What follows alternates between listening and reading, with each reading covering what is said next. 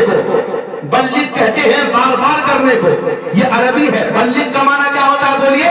بار بار پہنچانا، بار بار پہنچانا۔ یعنی تبلیغی ہمارے بھائی سن لیں کہ تبلیغی کیا ہے؟ تبلیغی اصل میں ہم لوگ ہیں جو بار بار پہنچاتے ہیں۔ ہم سے بڑا تبلیغی کوئی نہیں، ہم سے بڑا اہل حدیث کوئی نہیں، ہم سے بڑا بریلوی بھی کوئی نہیں۔ ہم تو جس رخ سے دیکھو، عشق رسول کا نام اگر بریلوی ہونا ہے تو ہم عشق رسول رکھتے ہیں، اللہ کی وحدت کا نام اگر اہل حدیث ہونا ہے تو ہاں ہم ہیں، اگر علی سے محبت کرنے کا نام شیعہ ہونا ہے تو ہم ہیں۔ اس لیے کہ اللہ بھی ہمارا، رسول بھی ہمارے، اہل بیت بھی ہمارے، صحابہ بھی ہمارے، صحابہ سے محبت کرنے کا نام تبلیغی ہونا ہے تو ہم ہیں۔ اس لیے کہ ہم نے نہ اللہ کو چھوڑا، نہ رسول اللہ کو چھوڑا، نہ اہل بیت کو چھوڑا، نہ صحابہ کو چھوڑا، نہ حضرات کو چھوڑا۔ اور یہ ساری چیز جب سمٹ جاتی ہے تم فرقوں میں بڑھ جاتے ہو، مگر جب ہم در خواجہ پر پہنچتے ہیں تو ہم فرقوں میں نہیں بڑھتے، ہم ایک دین پر آ کر رکتے ہیں، دین حسین کی پناہ حسین۔ تو اب سنیے، اللہ فرمارا بار بار پہنچائیے، وہی پہلا حج نبی کا، وہی آخری حج۔ نبی بتا رہے ہیں حج کرنا عبادت ہے، مگر حج کا فیشن بنانا عبادت نہیں ہے۔ وہی پہلا حج، وہی آخری حج۔ نبی نے تمام لوگوں کو جمع کیا اور کہا مجھ پر آیت اتری ہے کہ مجھ پر جو نازل ہوئی میں تمہیں پہنچا دوں۔ زمانے نے پوچھا، صحابہ نے پوچھا یا رسول اللہ کیا اتری ہے؟ فرمایا کہ مجھ پر ایک آیت اتری ہے، تفسیر در منصور، تفسیر سالبی اور بھی اپنی تفسیر کی کتاب ہے۔ آپ پوچھیں گے میں اور بھی تفسیر کی کتاب بتا سکتا ہوں آپ کو، مگر میں آپ کو بتانا مقصود نہیں ہے، اس لیے کہ جو لوگ بیچارے قرآن صحیح سے نہیں پڑھ پاتے، زمانہ ان کو حدیث سکھانے چل پڑتی ہے۔ ہم آپ سے وہ بات کریں گے جو آپ سمجھنا چاہتے ہیں۔ ہاں، آپ کے ذریعے ہم ریفرنسز بہت سے لوگوں کو دینا چاہتے ہیں جن کو بار بار اعتراض ہوتا ہے۔ الحمدللہ آپ کسی اور فرقے کے مسجد میں جا کر سوال کریے، وہ غصہ ہو کر کہیں گے جاؤ اس فرقے میں جا کر بات کرو، وہاں جا کر بات کرو۔ مگر الحمدللہ ہم کوئی فرقے والے نہیں ہیں، ہم علی والے ہیں۔ اور علی وہ ہے کہ جب اپنے منبر پر بیٹھتا تھا تو کہتا تھا فرقہ چھوڑو، مذہب چھوڑو، سوال کیا ہے یہ بتاؤ، سوال کیا ہے یہ بتاؤ، سلونی جو پوچھنا چاہتے ہو پوچھو۔ تو علی کا ذکر کرنے کے لیے جو ذکر کرنے بیٹھے گا اس کے اندر کم سے کم اتنی صلاحیت ہونی چاہیے کہ وہ ناستک کو بھی سمجھانے کا ہنر رکھتا ہو۔ اگر وہ نہیں ہے تو اسے حق نہیں ہے کہ وہ ذکر علی بیان کرے۔ ارے رکشہ چلانے والے کو حق نہیں ہے کہ BMW ڈرائیو کرے، رکشہ چلانے والے کو حق نہیں ہے کہ فلائٹ اڑائے، اس لیے کہ یہ کائنات کے سسٹم سے الگ ہے۔ تو اللہ فرمانا بیان کر دیجئے۔ پھر آپ کہیں گے وہ کیا چیز تھی؟ حق اجاوے کا منبر ہے، سن 10 ہجری ہے، میدان ہے غدیر خم کا، اور کون آ رہا ہے سامنے سے؟ وقت کا رسول، زمانے کا رسول، اللہ کا رسول۔ اور اس کی بات ہونی ہے ولایت علی کی۔ مفسرین کہتے ہیں کہ مولا علی کو بلایا اور اس کے بعد کہا سنو تم لوگ مجھے آقا و مولا مانتے ہو تو یاد رکھنا اگر میں نبی تمہارا مولا ہوں تو میرا علی تمہارا مولا ہے۔ جیسے ہی کہا میرا علی تمہارا مولا ہے، آیت اتر گئی الیوم اکملت لکم دینکم واتممت علیکم نعمتی ورضیت لکم الاسلام دینا۔ کہ اے میرے حبیب آج آپ نے وہ پہنچا دیا جو میں نے بیان کیا، جو میں نے نازل کیا، آج دین کو ہم نے مکمل کر دیا۔ توجہ کیجئے گا، دین کو ہم نے مکمل کر دیا۔ اللہ نے فرمایا تھا وَإِن لَمْ تَفْعَلْ فَمَا بَلَّغْتَ رِسَالَتَهُ، اگر آپ علی کی ولایت کا اعلان نہیں کرتے وَإِن لَمْ تَفْعَلْ فَمَا بَلَّغْتَ رِسَالَتَهُ، پھر تبلیغ رسالت مکمل نہیں ہوگی۔ بھائی کس سے بات ہو رہی ہے؟ اللہ کے رسول سے۔ کون رسول؟ جس نے طائف میں پتھر کھائے اللہ کی وحدت کے لیے۔ کون رسول؟ جس نے مکے سے مدینے کی ہجرت کی اللہ کے لیے، جس نے شیب ابو طالب میں جا کر زندگی گزاری اللہ کے لیے۔ کون رسول کے جس نے کعبے کو قبلہ بنا کر زندہ کر دیا اللہ کے لیے۔ وہ رسول جو اللہ کے دین کے لیے پتھر کھاتے رہے، کانٹے بٹھاتے رہے نبی کے پاؤں کے نیچے زمانے نے، مگر نبی نے شکوہ نہیں کیا، اللہ کرتے رہے، ساری زندگی نماز سکھاتے رہے، روزہ سکھاتے رہے، حج سکھاتے رہے، زکات سکھاتے رہے، مگر اللہ نے یہ نہیں کہا کہ ہم اسلام سے راضی ہو گئے، مگر جیسے ہی نبی نے کہا میں جس کا مولا ہوں اس کا یہ علی مولا ہے، اللہ فرمایا حبیب آج میں اسلام سے راضی ہو گیا، آج تبلیغ رسالت مکمل ہو گئی۔ کیا خیال ہے ملت اسلامیہ کا؟ ارے علی کی ولایت کے اعلان کے بغیر جب اللہ کے رسول کی تبلیغ مکمل نہیں ہوتی، یہ ملا کی تبلیغ کیسے مکمل ہوگی؟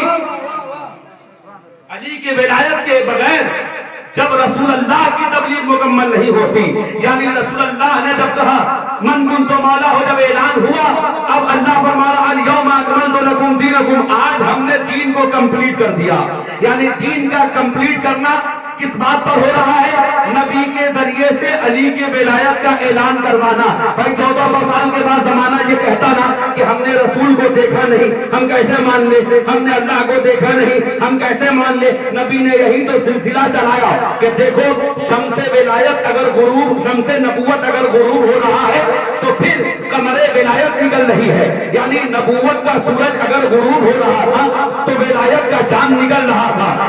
نبوت نے ولایت کا دروازہ کھول ہی دیا. اس لیے ایک جگہ پر ایک صاحب کہنے لگے حضرت ابو بکر صدیق رضی اللہ تعالیٰ عنہ کے زمانے میں اتنے لوگ مسلمان ہوئے، حضرت عمر فاروق کے زمانے میں آدھے دنیا کے لوگ مسلمان ہو گئے، حضرت عثمان کے زمانے میں بہت سے لوگ مسلمان ہوئے. وہ ساری باتیں اپنی جگہ پر حق ہے، مگر علی غالب کل غالب ہے، علی ابن ابی طالب ہے. علی کا کریڈٹ کیسے پہنچتا ہے دیکھو تو صحیح. حضرت ابو بکر جب تک مسلمان بنا رہے تھے تب تک کا کریڈٹ حضرت ابو بکر کو، جب تک حضرت عمر نے مسلمان بنایا اس وقت تک کا کریڈٹ حضرت عمر کو، جب تک حضرت عثمان نے بنایا اس وقت تک کا کریڈٹ حضرت عثمان کو.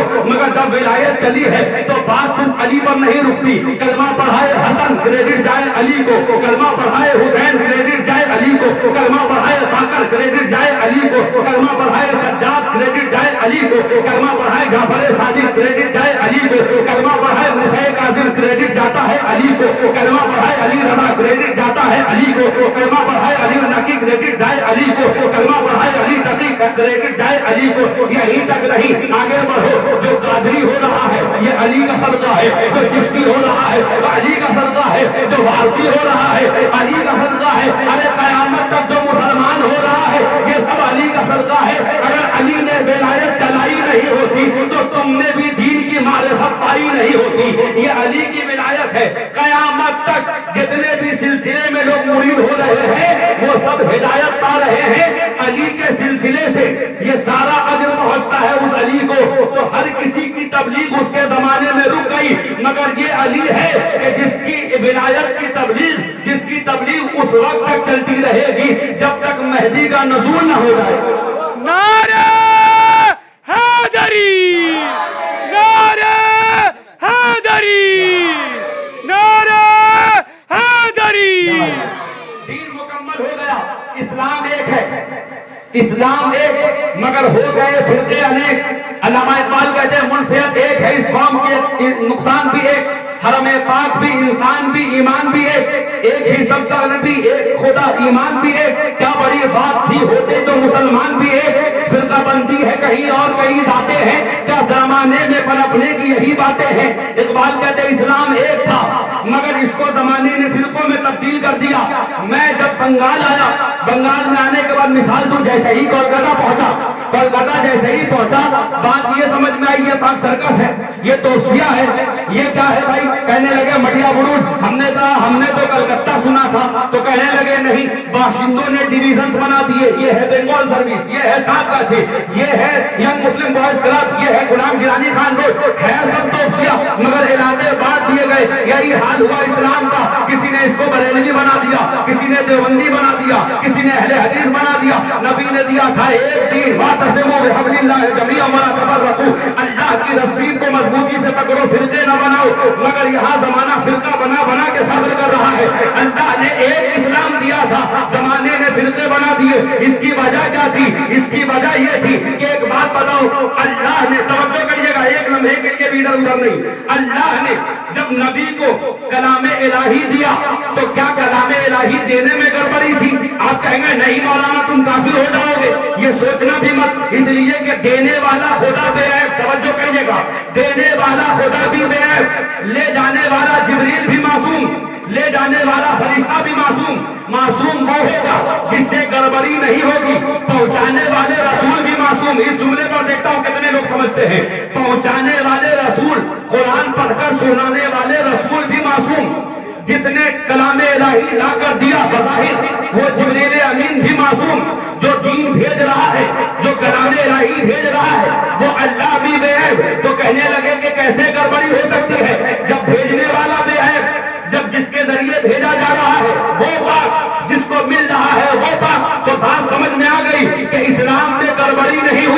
गड़बड़ी तब हुई कि जब पाकों को छोड़कर नापाकों से दीन लेना, क्या बात है, वाह वाह वाह वाह। नापाकों से दीन लेना शुरू कर दिया। अरे जब अल्लाह ने जब दीन उतारा तो अल्लाह ने मासूम के जरिए से दीन पहुंचाया, मासूम के जरिए से। अगर नबी के बाद तुम्हें कोई मासूम नहीं मिलता तो आओ हम तुम्हें बताते हैं दीन कहां से लेंगे। यही हज्जतुल वेदा है।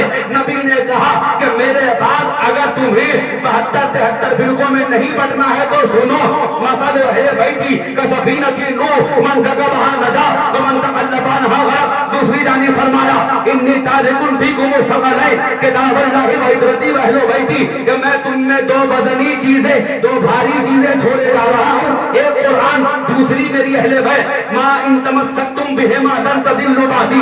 अगर कुरान को, तवज्जो करिएगा, अगर कुरान को अहले बैत को मजबूती से पकड़े रहे तो गुमराह नहीं होगे।